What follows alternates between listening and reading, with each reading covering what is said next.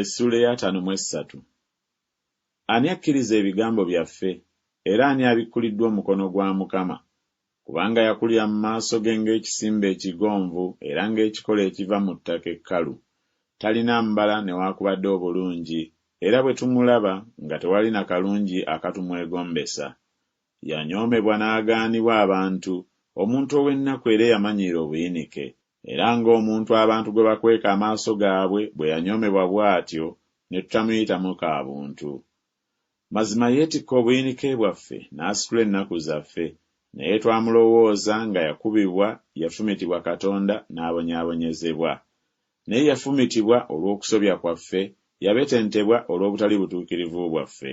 Okubonerezebwa okw'emirembe gyaffe kwali ku ye, era emiggo gye gye gituwonya.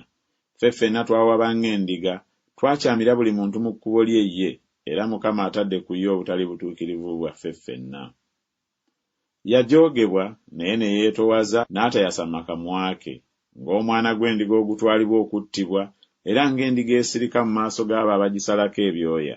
Weewaawo teyayasama kamwa ke. Yaggyibwawo olw'okujoogebwa n'omusango, n'eby'ezzadde lye ani ku bo eyalowooza nga yazikirizibwa mu nsi ey'abalamu? Yakubibwa olw'okusobya kw'abantu bange.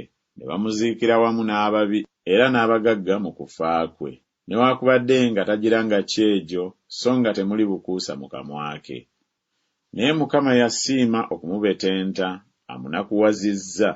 Bw'ofuulanga obulamu bwe okuba ekiweebwayo olw'ekibi, aliraba ezzadde, alyongera ku nnaku ze, n'ebyo Mukama by'ayagala biriraba omukisa mu mukono gwe. Alirabako ebyo ebiva mu kulumwa kw'obulamu bwe, era birimumala. Olw'okumumanya, omuweereza wange omutuukirivu aliweesa bangi obutuukirivu, era alyetikka obutali butuukirivu bwabwe. Kyendiva mugabira omugabo wamu n'abakulu, era aligerekera omunyago wamu n'ab'amaanyi, kubanga yafuka obulamu bw'okutuusa mu kufa, n'abalirwa wamu n'abasobya, naye yeetikka ekibi ky'abangi, era yawolereza abasobya.